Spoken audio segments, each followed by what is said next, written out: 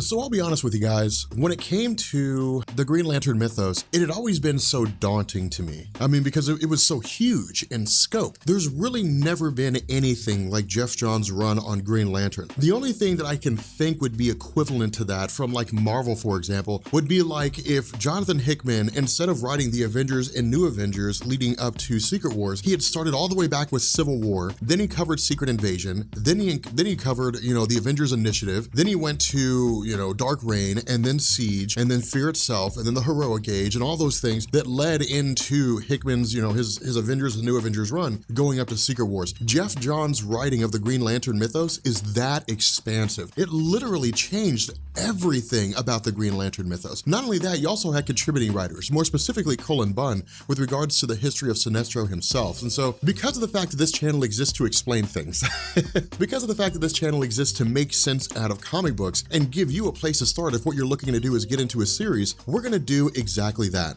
When it comes to the Green Lantern mythos in DC Comics, Hal Jordan and the Green Lantern Corps is really more designed for seasoned readers, for those fans who have been following the series the entire time. Green Lanterns is designed for those individuals who want to get into the mythos and quite literally learn about the Green Lantern mythos as Simon Baz and Jessica Cruz learn about it. But it doesn't mean that Hal Jordan and the Green Lantern Corps is designed to alienate new readers, not at all. In fact, there's really only a couple things, maybe 3 things that we need to know before we start getting into Hal Jordan and the Green Lantern Corps. The first of these is Sinestro. Now, in the New 52, DC launched a Sinestro-centric line of stories, and these were quite literally designed to just focus on Sinestro himself. Not only that, they also offered a little bit of retconning with regards to his history. Prior to, and really during the early days of Geoff Johns' run on the Green Lantern mythos, it was always just assumed that Sinestro was at one point a Green Lantern. He had become drunk with power. He had basically tried to force order on his home world, Kruger, and as a result, he was looked at by the Guardians of the Universe as having abused his power. He was exiled from the Corps,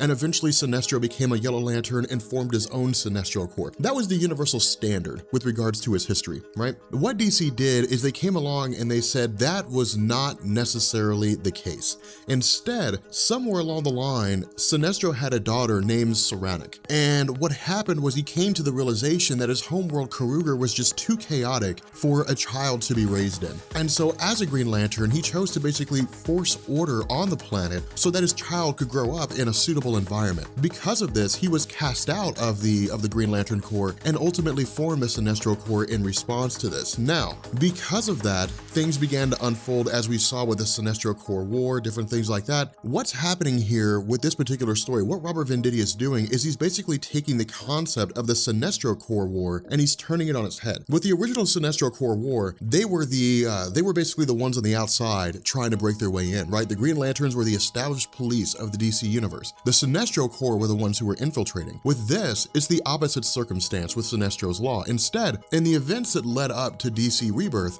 the Green Lantern Corps in its entirety basically vanished. They disappeared. In the beginning, nobody really knew where they had gone to, and even now in the Green Lantern comics, nobody really knew what had happened to them. Now, we as the reader know that the Green Lantern Corps, with regards to John Stewart and Guy Gardner and all those other members, had basically been thrust into the past, into the last days of the universe prior to the current one. And so they were basically lanterns out of time. But there was no Green Lantern Corps in the DC universe. And so because of this, this allowed Sinestro to have the Sinestro Corps move into becoming the protectors of the DC universe to basically take the place of the Green Lantern Corps. Now, what happened with this? There was a story arc that was written called The Palings, and the Palings were led by a guy called the Pale Bishop, I believe. And this story centered on the idea of the Palings lacking emotion. There was no real ties to emotion to them. Well, the problem with that is the Lantern Corps exist based on emotion. Each Lantern Corps has a source of power, which is an entity. You have Parallax for the Yellow Lanterns, then you have the Bull for the Red Lanterns, so on and so forth. But because of the fact that the Palings couldn't feel emotion, the powers of the Green Lanterns were limited only insofar, or I guess the powers of all the Lantern Corps were limited only insofar as their ability to create constructs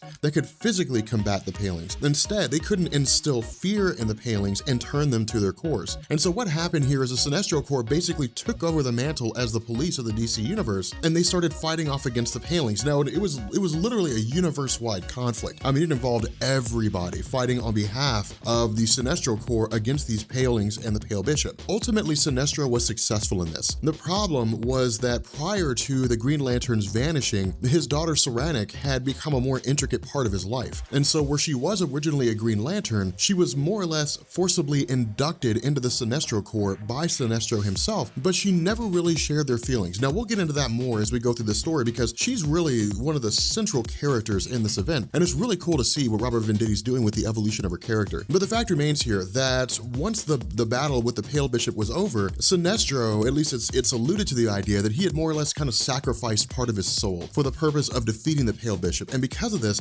he wasn't really at full strength anymore. He wasn't at full capacity. Now, this is where things get a little bit hairy, and the reason why is because DC Rebirth was planned out quite a bit before the conclusion of the Sinestro story. And I was talking to Benny about this, and he had mentioned that Robert Venditti had been told that by the time the Sinestro story was going to be over, that Sinestro was going to be old. But we know that with issue number 23 of Sinestro, he was still relatively young, and he wasn't nearly as old as he looked during the events of Hal Jordan and the Green Lantern Corps Rebirth. And so what the Rebirth issue was designed to do was to basically wrap up those loose ends regarding the Edge of Oblivion and the Lost Lanterns, regarding Sinestro looking old, how to restore him to his youth, so on and so forth. But more so than that, it also focused on Hal Jordan. Now, with regards to chronology of the Green Lantern mythos in the DC Rebirth universe, Hal Jordan and the Green Lanterns takes place before Green Lantern's Rebirth. And the reason we know this is that Hal Jordan was not one of the Lanterns, one of the Green Lanterns that found himself thrown back in time to the previous universe. Instead, what had happened is that over the course of the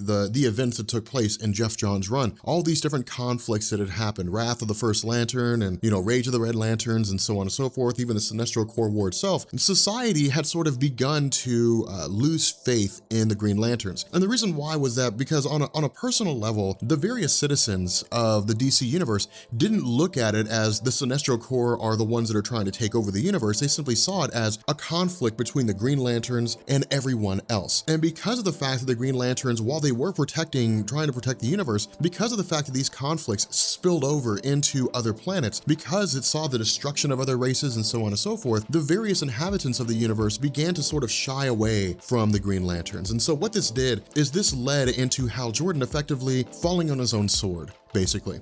More or less taking the stance that he would come out, or he would look to be the renegade of sorts, and in response, the Green Lanterns would seek him out. Now, this was all just an illusion, and it was designed to restore the honor of the Green Lanterns in the eyes of the universe's citizenry. The problem with this was that the Edge of Oblivion event happened, and suddenly the Green Lantern Corps was gone. And so this left Hal Jordan without a power ring. It left Hal Jordan without the ability to be a Green Lantern. And so what DC Rebirth did with regards to Hal Jordan and the Green Lantern's Rebirth is it came along and it had Hal Jordan more or less becoming willpower in and of itself. And the way this worked was that while he was on the run, he had taken an artifact that had previously belonged to Krona. And I'm a little fuzzy exactly on how this artifact worked, but it allowed him to basically operate as a Green Lantern without actually having a Green Lantern ring. The problem with this was that the effects of the gauntlet on Hal Jordan, at least it seemed, to more or less merge Hal Jordan with willpower in and of itself. And so instead of Hal Jordan simply just manipulating the Green Lantern ring and using willpower, he was becoming willpower.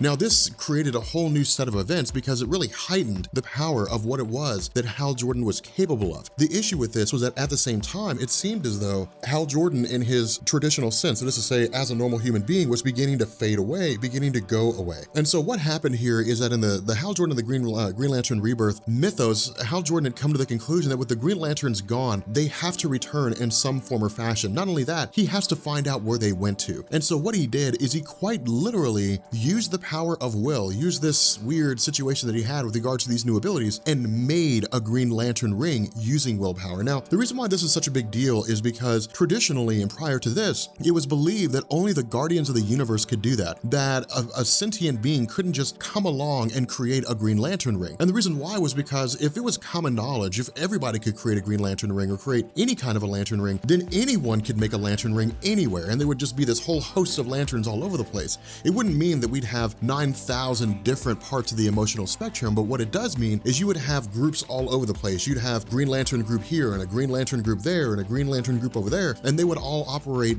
separate from one another. They'd have conflicting themes, and it would literally lead to a civil war between all of the Lantern Corps. And so because of this, the idea was to always keep that knowledge constrained, to always keep anybody from being able to use that knowledge. More so than that, what this does is it elevates Hal Jordan. It says that Hal Jordan is no longer just the greatest of the Green Lanterns. Instead, he's the definitive Green Lantern. Not only that, he'll likely become the source of power for all the Green Lanterns. But again, at this point, we're really just kind of spitballing. That's getting into territory that we're not 100% sure about. And so because of the fact that Hal Jordan and the Green Lantern Rebirth events started with Sinestro being old, which was contrary to how it was supposed to start with regards to him maintaining his youth at the end of the original Sinestro story, what Robert Venditti did is he basically came along and he had Sinestro merge with the Parallax entity. Now, this has only happened maybe once or twice before, but it was just basically a way for Robert Venditti to restore the youth of Sinestro. And so because of this, Sinestro now returns to his position as being head of the Sinestro Corps. Not only that, Robert Venditti doesn't simply just write it off and just say, well, it's just a way to return him to his youth. He ties it into the story, which is actually really well done. What he says here is that with regards to Sinestro returning to his youth, this was all part of the plan. That the plan was to look at his daughter, who was altruistic, to make her head of the Sinestro Corps. And in the time between the end of the Sinestro series and the start of Hal Jordan and the Green Lantern Corps Rebirth, that she would basically start moving the Sinestro Corps in a direction to where not only would they be the police of the universe to take the place of the Green Lanterns, but society, the citizens of the universe, would grow to love them. And when that point came, when it came to the point where the citizens of the universe welcomed the Sinestro Corps as their police, then Sinestro would make his move. He would reinstate himself as head of the Sinestro Corps, and then he would grab absolute power in the universe. And that's exactly what happened here. When he made himself young, the idea was to basically put himself in absolute control. And he even tells his daughter this. When she shows up and she says, what's going on here? Why are you young? He says, well, this was all part of the plan. Now, he's a little iffy about it. Right? I mean, he doesn't necessarily come out and say, haha, I tricked you. Instead, she's the one that actually figures it out first. And she says, so you were always going to be better. All you had to do was merge with the Parallax entity. You always knew you had to do that. Why wait now? And so then he says, well, the idea was to basically have you move the Sinestro Corps into being the police of the universe. People would welcome us, and then I'll take over control. Now, the reason why he does this is because the Sinestro Corps feeds on fear. That's basically how it powers itself. And so if they're in absolute control of the universe, if they're spread to every corner of the universe, he does exactly what makes sense. He tells his Sinestro Corps to go throughout the universe and spread fear everywhere. That way, it'll bolster the power of the Sinestro Corps. Now, the reason for why he does this will actually become clear here in a little bit, but what I want to do is I want to transition back to Hal Jordan here. And the reason why is after Hal Jordan had arrived on Earth and he had he had gone to Simon Baz and Jessica Cruz and said, you are now members of the Justice League. You are also Green Lanterns. You guys are going to share a central battery core. That way you all, or I guess a power battery core. That way you all can, you'll be forced to work together. When he had taken off into space to find the Green Lanterns, that's the early part of the story. That's really all he does in the beginning of this, is him hunting around trying to find the Green Lanterns. Now, he does interrogate various people, but in the midst of the Sinestro Corps traveling around the universe and instilling fear in its various citizens in order to bolster their power, a couple of them come across Hal Jordan. Now, I'll be honest with you guys, I had never really considered the Green Lantern mythos to be something epic, right? To me, it was like, yeah, Green Lanterns, they can do stuff, there's Lantern Corps, whatever. This story totally changed my mind. It was, not only is this story amazing, Guy Gardner is a badass. Like, it's so cool. But Hal Jordan, like, Robert Venditti really establishes in us what Hal Jordan was capable of. The worst case scenario for the Sinestro Corps is that if there were only going to be one Green Lantern left in the universe, that it would be Hal Jordan. That's the worst situation they could have, because Hal Jordan is the definitive Green Lantern. He's the one guy that not only has what it takes to make the Green Lantern Corps great again, to reinstate it, but he's also the greatest of them in the sense of his battle prowess, his intelligence, and so on. And so because of this, with these couple members of the Sinestro Corps initially come into contact with him, the idea is they believe they can take Hal Jordan out. They believe they can actually, take him off on their own. Now, Sinestro's told that Hal Jordan has been discovered. But Sinestro initially freaks out about this because his idea, you know, when he's informed by this, his thought process is, this is the worst thing that could have happened. This is the worst situation that could have happened. We don't need Hal Jordan here because he's literally a one-man army and he will just disrupt everything that's going on. Now, something else to also take note of is that this comic also features the return of the Green Lantern Corps to this universe. Now, we're not given a whole lot in terms of, you know, what this means initially, but what we are told is that the ranks have been thinned, that where the Green Lantern Corps almost in its entirety was sent to this old reality, that about 90% and maybe 95% of their fighting force was obliterated on their journey back. And so because of this, they're at a fraction of their number. Now, with regards to the Green Lantern Corps under the control of John Stewart and with, you know, Guy Gardner sort of as a second in command, or at the least as one of his most respected members, they're stuck in a pickle here. They're stuck in a rough situation. And the reason why is because they don't know what's going on in the universe right now. Not only that, the universe is a huge place and their number is small. Their long-range communications are offline. Everything they need to operate in a measurable capacity is not there. So they can't send one of their guys to the far side of the universe and maintain contact because their rings just don't have that ability at the moment. That entire system's offline. And so because of this, they more or less have to use short-range investigations, but ultimately the decision's made to have one of their guys go out into the universe and see if they can't figure out what's going on. Now, this person is basically elected, or I guess he steps forward as Guy Gardner. Now, again,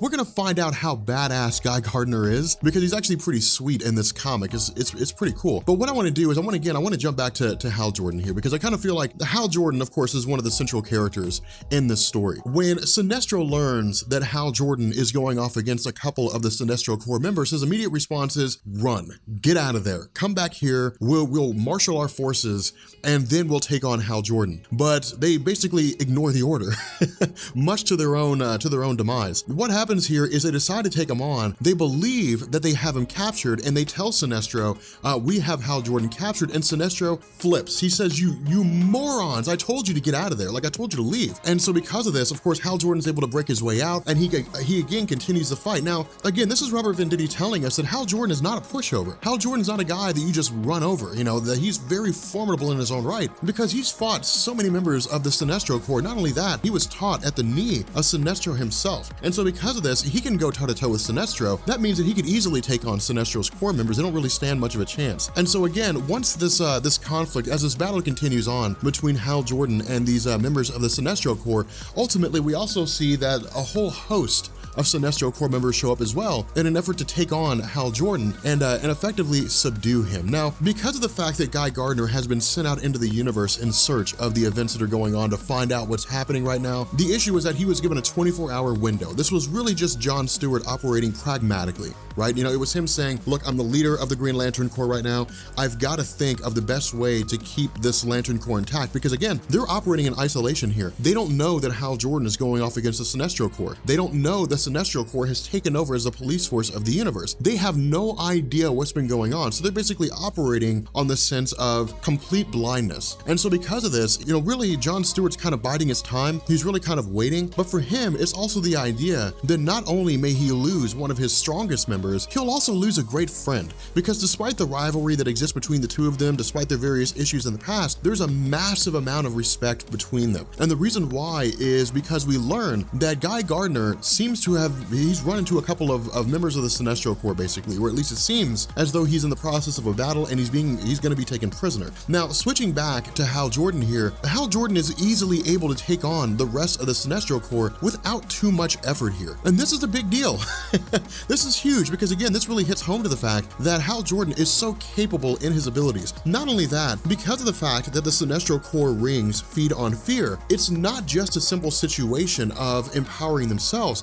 What Sinestro's done is he's created a fear engine. And what this fear engine does is it basically allows the Sinestro Corps members to capture various denizens from around the universe, take them back, hook them up to the machine, and then the machine feeds off their fear, which in turn powers all of the Sinestro Corps rings. And so it's basically an endless supply of energy for the Sinestro Corps that's not tied into Parallax. Now, what this does, or what this basically did, is it gave Robert Venditti a way out. If Parallax was going to be the source, or continue to be the source of the the Yellow Lantern Corps, it would more or less be a situation whereby all it would take is for Parallax to be contained, defeated, isolated, something along those lines. But he would still live on. If it were a fear engine, it gives Robert Venditti a way to have the Green Lanterns defeat Sinestro by massively reducing the amount of power that he has. Now again, we'll get through this, or we'll talk more about this as we go through, but for the most part, a lot of this really focuses on Hal Jordan facing off against the Sinestro Corps, but it also focuses on the idea that because the fear engine is powering the Sinestro rings, that their power is being amplified to 115%, to 150%, to 200% of their normal power. But the kicker here is that Hal Jordan has an ace up his sleeve. At this point, he's transforming into pure willpower,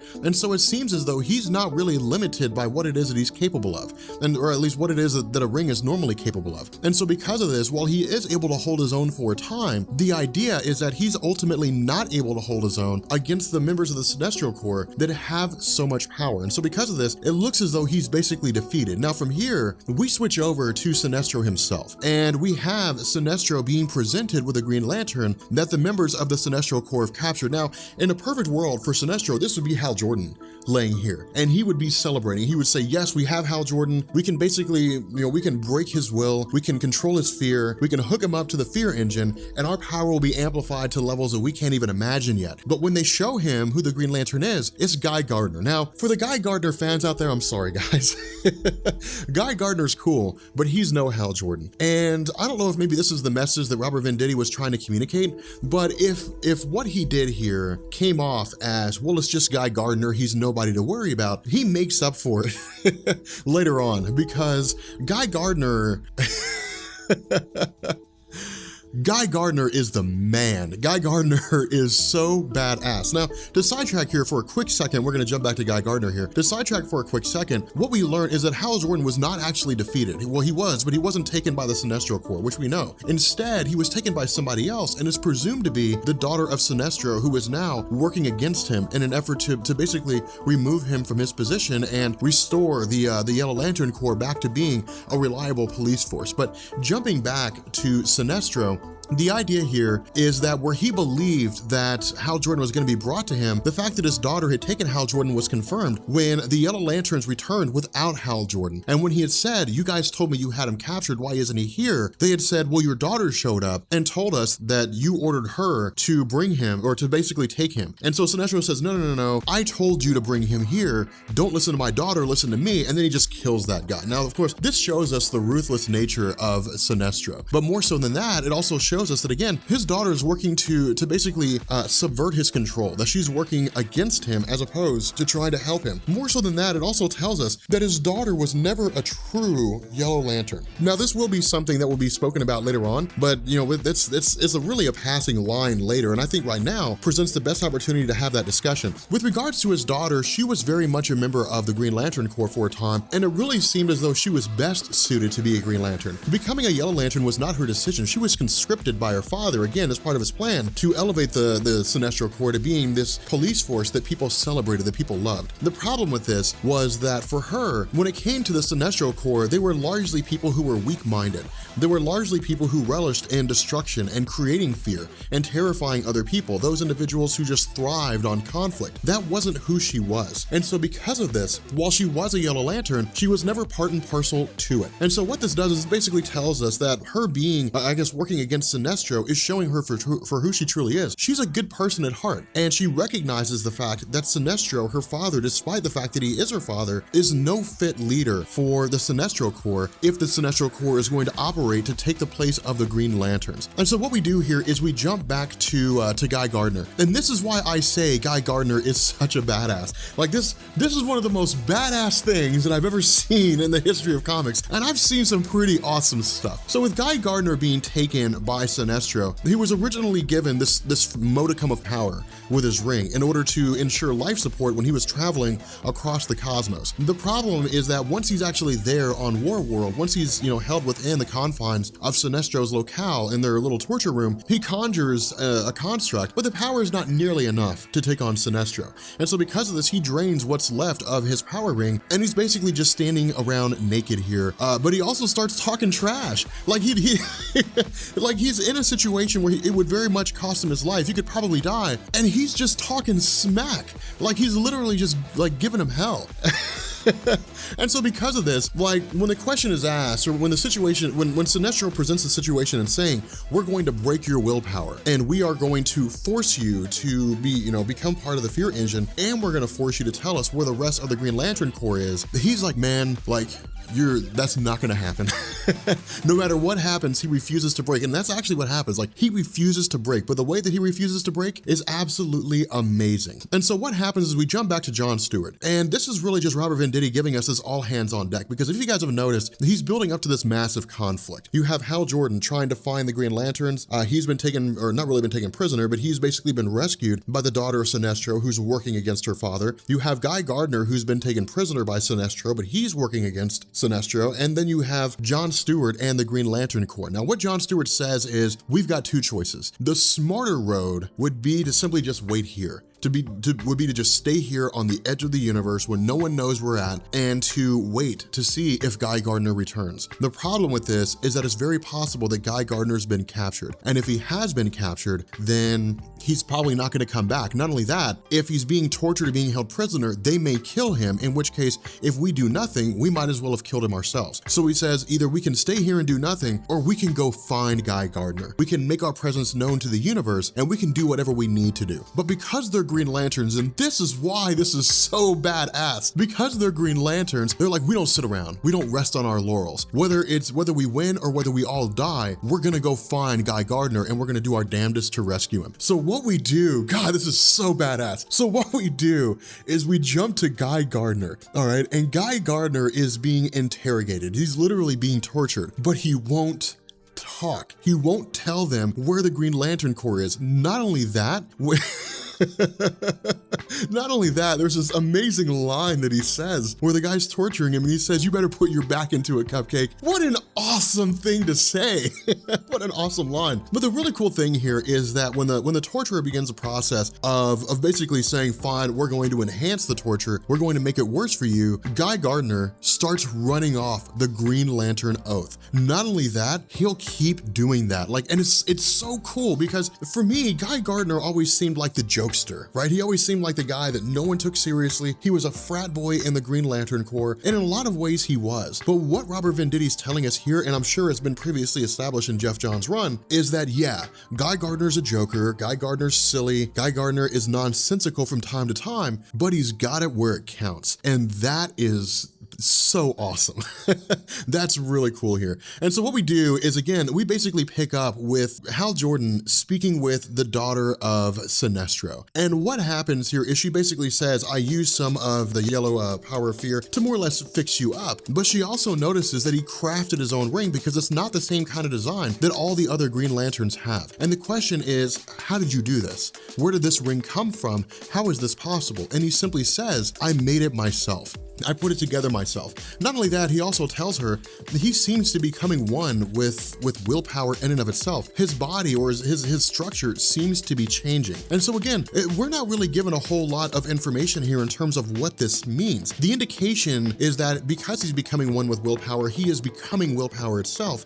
He is becoming literally a living construct. But we don't know that for absolute certainty. All we really know here is that his powers seem to be moving in a new direction, moving into a new echelon. And so switching back to John Stewart and the Green Lantern Corps, what we find here is that while they're transitioning across the cosmos, while they're traveling to whatever it is or whatever direction it was that Guy Gardner went in, they're suddenly met upon by a host of ships. And the ships that they all meet initially seem to possibly be enemies, and they take on defensive formations. But what happens is we learn that there's actually a little bit more going on here, that with Sinestro going through, with his core going through, inflicting fear, terrifying people, kidnapping them and hooking them up to the fear engine, that not everyone is okay with this. Not only that, a lot of the citizens in the universe, they're not cowards, that they're basically marshaling their forces as best they can. And eventually, with their forces marshaled, they intend to wage a war against Sinestro. Now, we know that's suicide. We know that if these guys, these various alien races, were to try to take on the entirety of the Sinestro Corps, especially with the Sinestro Corps' power being bolstered by virtue of this fear engine, that it would lead to their complete and utter ruin.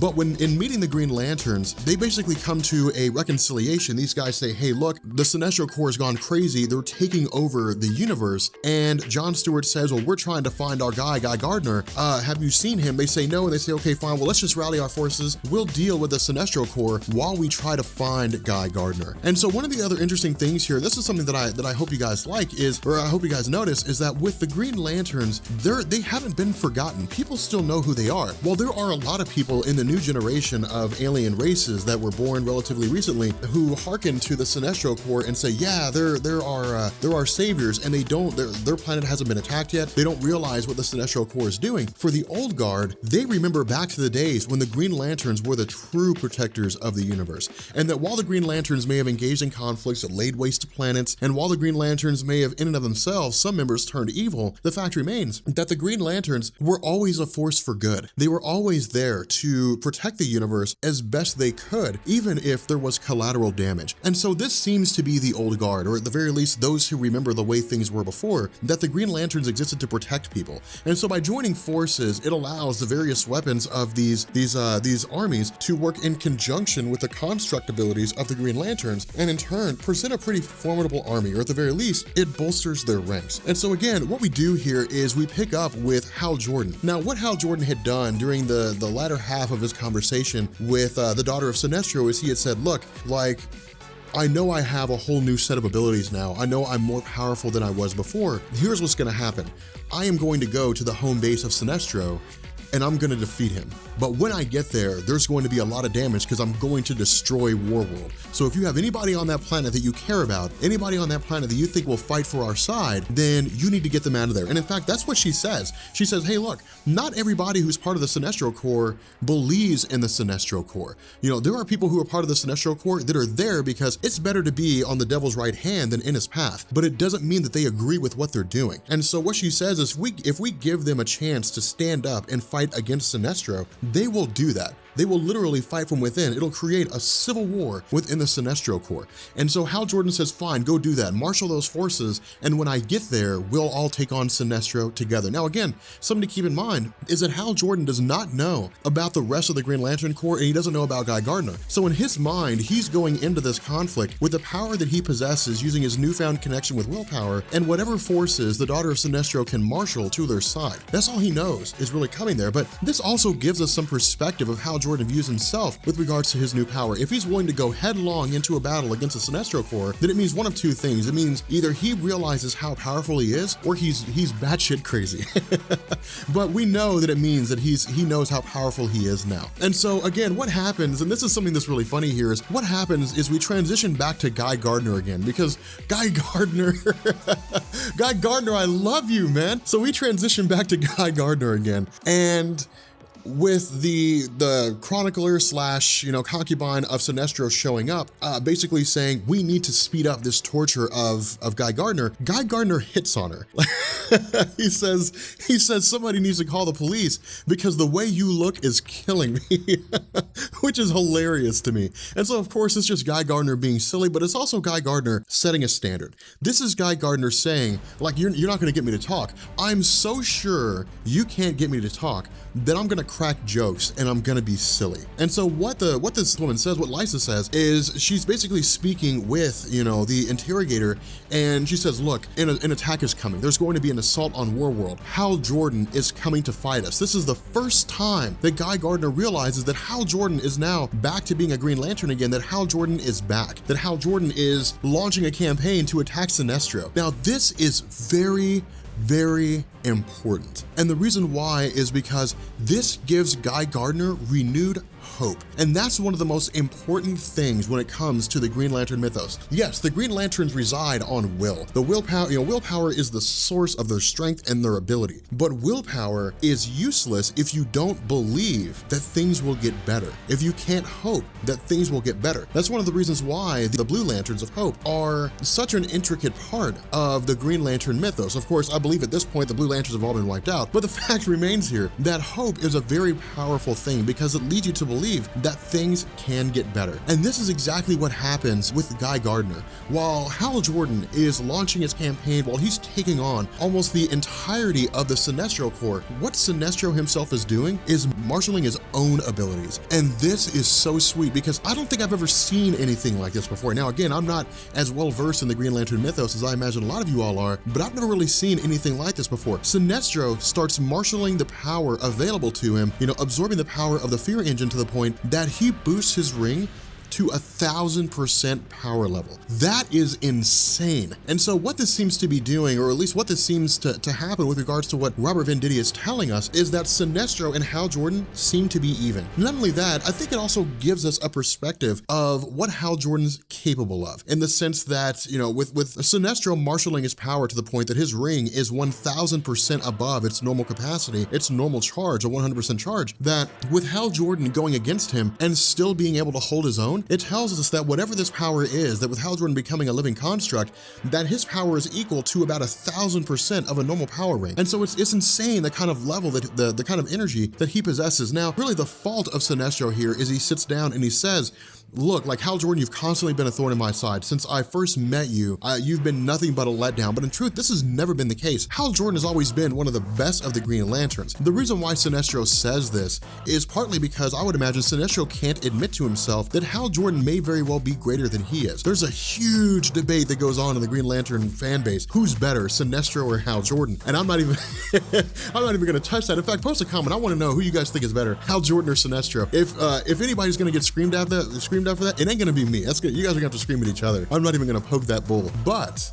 the fact remains that this basically brings in the entire history of the two of them. And what I mean here is, ever since, again, Hal Jordan first became a Green Lantern, ever since he was chosen by the Ring of Abin Sur, and ever since he first crossed paths with Sinestro and was taught how to be a Green Lantern, there's always been this rivalry. The two of them have fought over the years, the two of them have been allies over the years. But the fact remains that there's always been this animosity between the two. And what Robert Venditti seems to be doing is basically giving us this creme de la creme of conflicts, this sort of end-all be-all grand poobah Hal Jordan versus Sinestro title fight 15 rounds battle. And the great thing about this is that it seems to be the height of their powers. I mean, like this shot right here of Hal Jordan and Sinestro chest out fighting each other is amazing because you have Sinestro at 1,000% normal power. You have Hal Jordan, who for all intents and purposes is becoming a living construct. These, at least at this moment right now, seem to be the two most powerful lanterns in existence. And so it seems to be this quintessential question of what happens when an unstoppable force meets an immovable object. And so what happens is we transition here back to Guy Gardner. This is why I say the power of hope is such a huge thing. Knowing that Hal Jordan is out there fighting, even if he's only fighting alone, knowing that Hal Jordan is out there and doing his best to protect the universe as best he can, allows not only Guy Gardner to marshal his own abilities, to marshal his own strength of character, but it influences everybody else around him. This shows us the power of the Green Lanterns,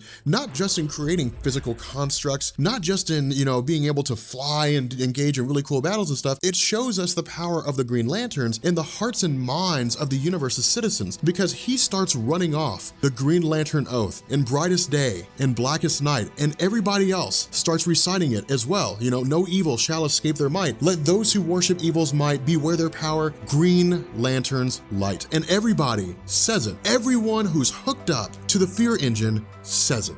Every single person. And because of this, their willpower is able to fight off fear. And because it's able to fight off fear, the fear engine is no longer able to manipulate their minds, and it basically begins reducing the power of the Sinestro Corps. It reduces the power of Sinestro himself. And so because of this, because his power begins to drop off, it's effectively inevitable that Sinestro was going to be defeated. Now, ultimately, this also leads to Guy Gardner marshaling the rest of the Sinestro Corps members who are avidly standing against Sinestro, fighting on behalf of what remains of the Green Lantern Corps, or at the very least, living up to their previous positions.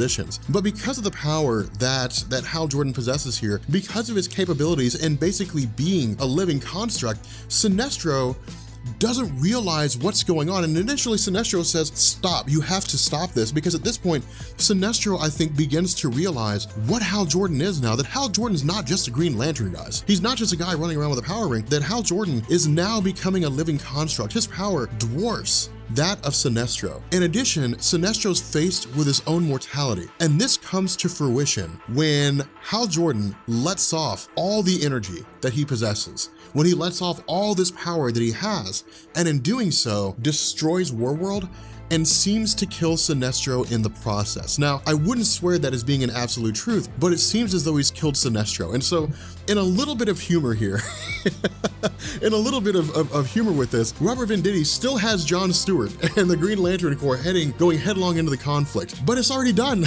It's already over. They don't even get to fight, which is the saddest thing ever. But they are met by the arrival, I guess as the story comes to an end, they are met by the arrival of Guy Gardner, who's being protected by, of course, the daughter of Sinestro with her power ring, as well as those members of the Sinestro Corps who worked against Sinestro and who are now allying themselves with the Green Lantern Corps itself. With that being said, if you guys are new here to Comics Explained, hit that sub button and drop a like.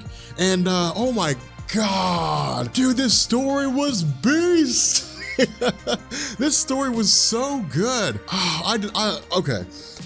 Green Lantern fans out there, I did not realize how awesome these stories were. I didn't grasp how awesome this Green Lantern mythos was. I didn't know. Like, I was not prepared.